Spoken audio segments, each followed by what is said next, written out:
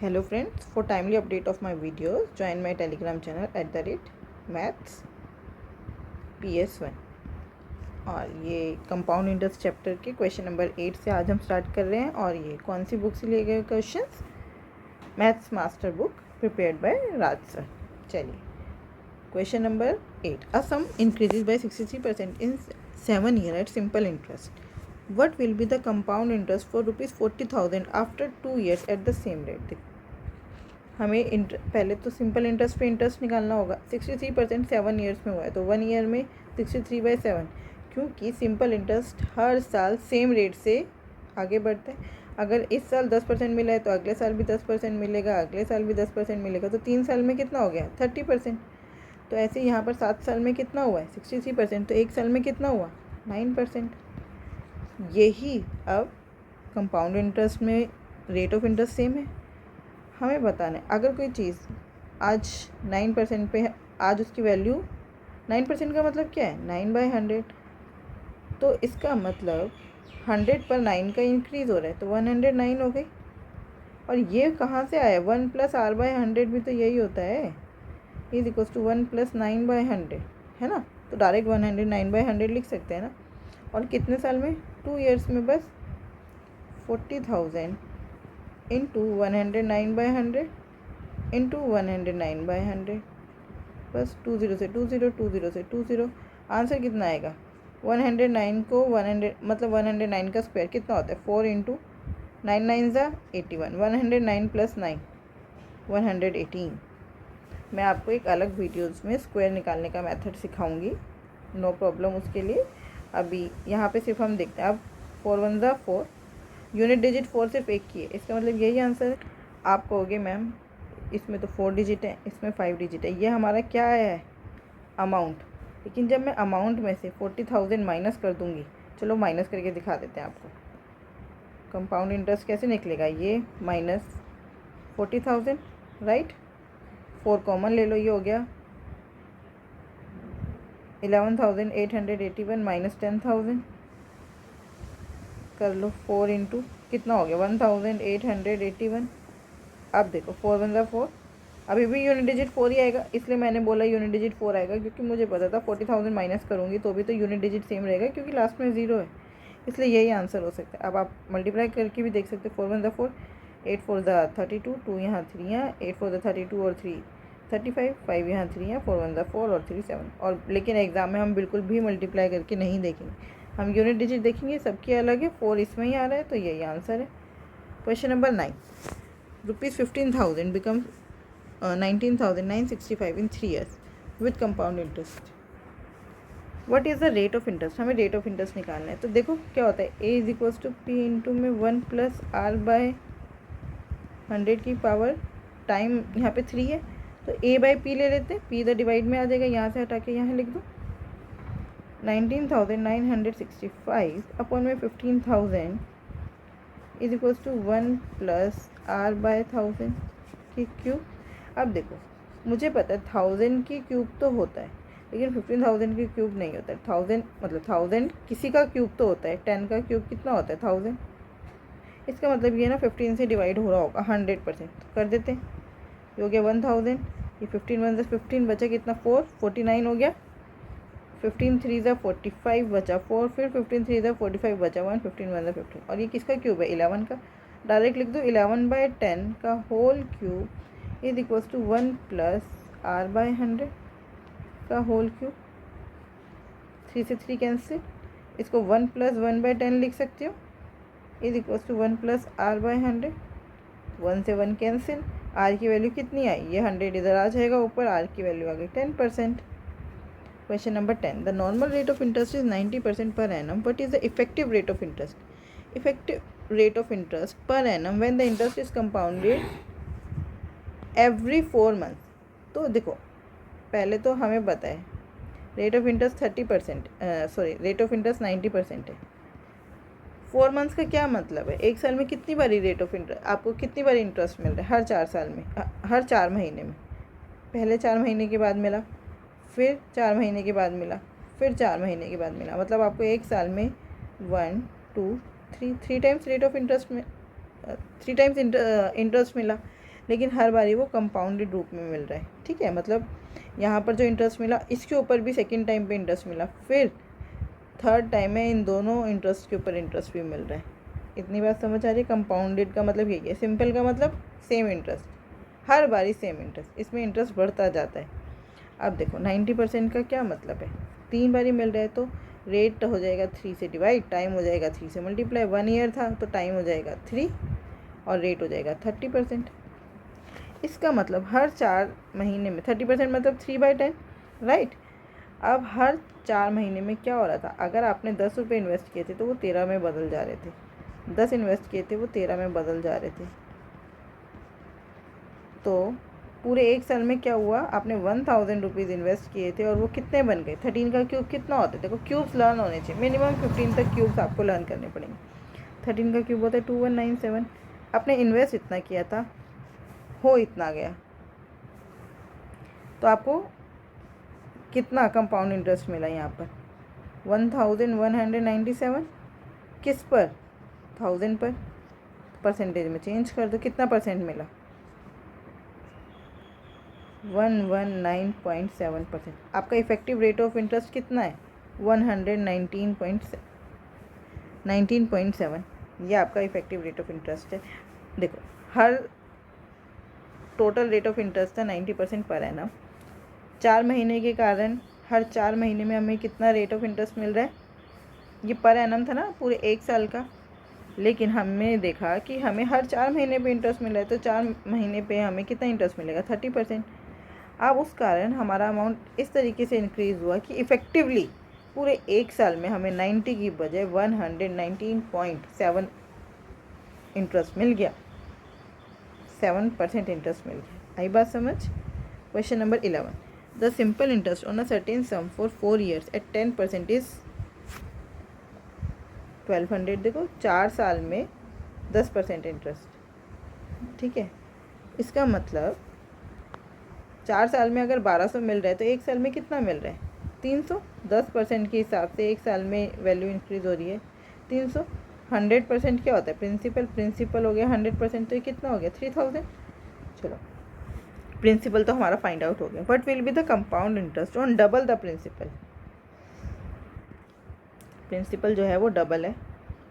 Come for half the time, 4 साल था, अब हमारा टाइम कितना हो गया 2 years, and at double the interest rate पर एनम। डबल, अभी हमारा इंटरेस्ट कितना था 10%, अब इंटरेस्ट हो जाएगा 20%। ये हमें फाइंड आउट करना है, लेकिन हमें क्या फाइंड आउट करना है, कंपाउंड इंटरेस्ट, तो -6000 भी करना पड़ेगा, राइट।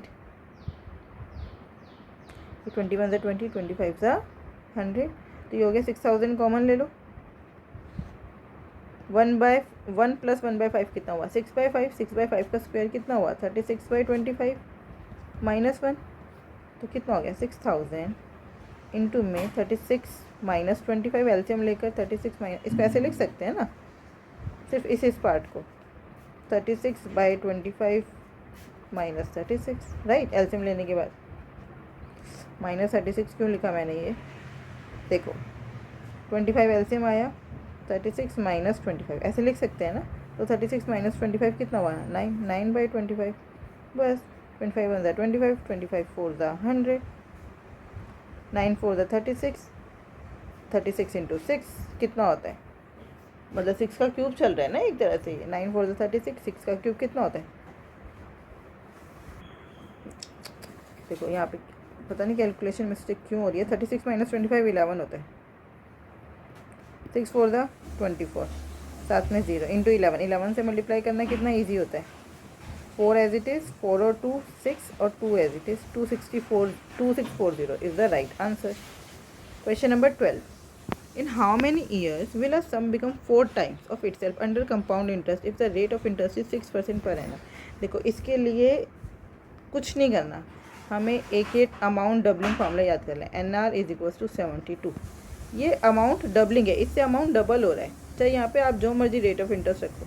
अगर रेट ऑफ इंटरेस्ट 8% है तो कितने टाइम में अमाउंट डबल, N है टाइम, अगर रेट ऑफ इंटरेस्ट 8% है तो अमाउंट कितने टाइम में डबल हो जाएगा, 9 × 8 N × 8 = 72। 8 9 72, मतलब 9 सालों में जो आपका अमाउंट है वो लगभग डबल हो जाएगा।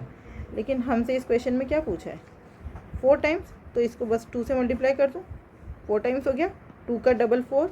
अब हमसे नेक्स्ट क्या पूछा जा सकता है, 8 टाइम्स, या और क्या पूछ सकते हैं, 8 का और डबल कर दो, 16 टाइम्स, तो ऐसे चलेगा वो। ये फार्मूला है, लेकिन NR = 72 मतलब डबल हो रहा है। हमसे 4 टाइम्स पूछा था, हमने 2 से और मल्टीप्लाई कर दिया। अब रेट ऑफ इंटरेस्ट क्या है, 6, तो N × 6 = 72 × 2, 2 3 6, अब 3 1 3, 3 2 6, 3 4 12, N = 24। 24 साल में अमाउंट जो है वो डबल हो जाएगा। Question number 13, if the rate of interest is 12% per annum which is compounded annually, then in how much time will a sum of ₹1000 become double.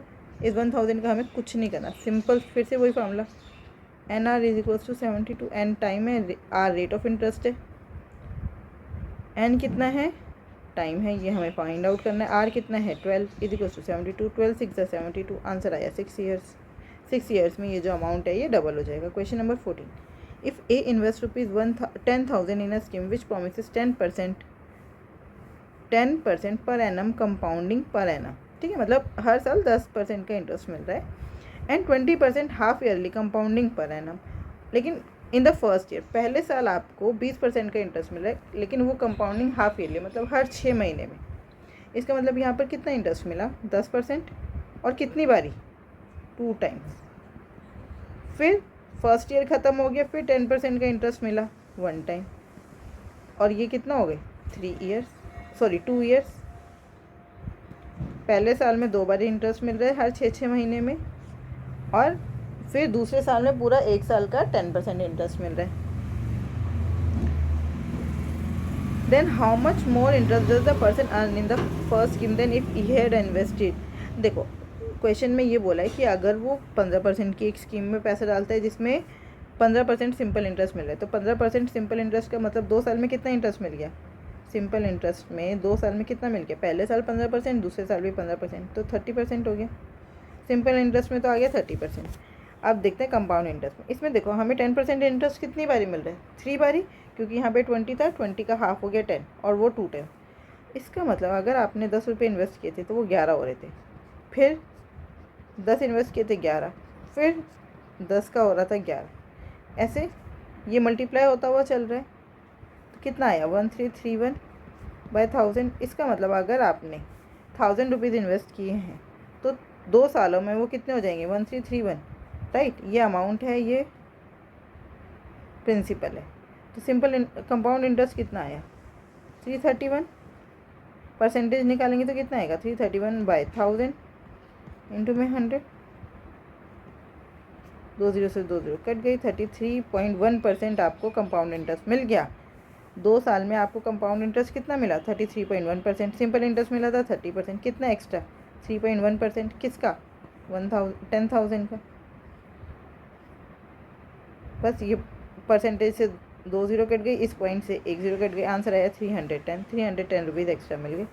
हमसे यही पूछा था कितना ज़्यादा मिलेगा, 310 rupees is the extra amount. Question number 15, the compound interest on a certain sum compounded annually at the rate of 10% for 2 years will be 518 less than the compound interest on the same sum compounded annually at the rate of 20% for 3 years। देखो क्या बोल रहे हैं, ये 2 compound interest बोल रहे हैं, principal दोनों में सेम है, P इंटू में 1 + 20/100 की पावर 3 माइनस P इंटू में 1 + 10/100 की पावर 2 इज इक्वल्स टू 518, यही बोला है। तो पहले इसको हम सिंपलेस्ट फॉर्म में कर लेते हैं, डिनोमिनेटर सेम रखेंगे ताकि क्वेश्चन सॉल्व करना इजी हो जाए। ये हो गया 12/10 का क्यूब माइनस P इंटू में 10 1 × 10 और 1 11/10 का स्क्वायर इज इक्वल्स टू 518, यही बोला है। देखो यहाँ पे बोला था कंपाउंड इंटरेस्ट का डिफरेंस है, तो मैंने अमाउंट का डिफरेंस निकाल दिया, बात तो एक ही है ना, कहीं आप कंफ्यूज हो रहे हो। ये क्या है, P + CI of 3 years minus P + CI of 2 years. ठीक है, अब मैं इसको ओपन करूँगी तो क्या हो जाएगा, CI of 3 years minus CI of 2 years, बस। तो यही तो दिया CI ऑफ 3 ईयर्स माइनस 518 है। इसका मतलब मैं अमाउंट से भी माइनस करूँगी तो भी सेम ही आएगा ना। चलिए इतना तो हमें समझ आ गया। अब इसको सॉल्व कैसे करना है, हमें पता है 12 का क्यूब कितना होता है, पी कॉमन ले लेते हैं। 12 का क्यूब कितना होता है 1728, ये हो गया बाय 1000, माइनस 11 का स्क्वायर कितना होता है 121 बाय 100। एलसीएम लेंगे तो नीचे 1000 होना चाहिए, तो इसको भी 1000 बना देते हैं, बस दोनों में एक एक ज़ीरो लगा दी, इक्वल्स टू 518। सब्ट्रैक्ट कर लेते हैं, कितना आया 1000, 1728 में से 1210 गया, 8 का 8, 2 माइनस 1 1, 7 माइनस 2 5, 518 आ गया, बस 518। 518 से 518 कट गया, वैल्यू कितनी आई 1000, पी की वैल्यू कितनी है 1000 रुपीज़। आई होप आपको ये बहुत अच्छे से समझ आए होंगी। If you have any doubt you may contact on Telegram. Thank you.